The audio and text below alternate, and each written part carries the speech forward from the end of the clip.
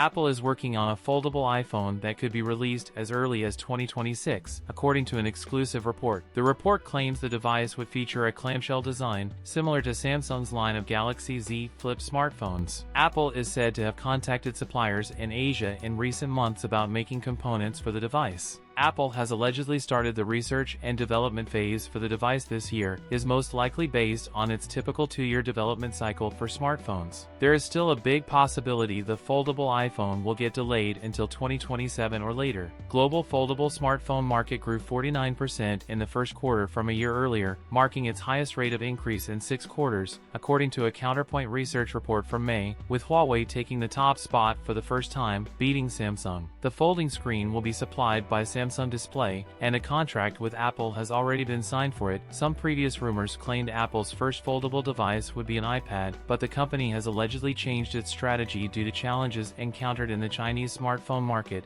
and thus the foldable iPhone is now set to be its first folding product. Are you interested in buying a foldable iPhone? Let us know in the comments. That's it for today's video. If you enjoyed it, don't forget to like, comment, and subscribe for more content. Thanks for watching, and I'll see you in the next one.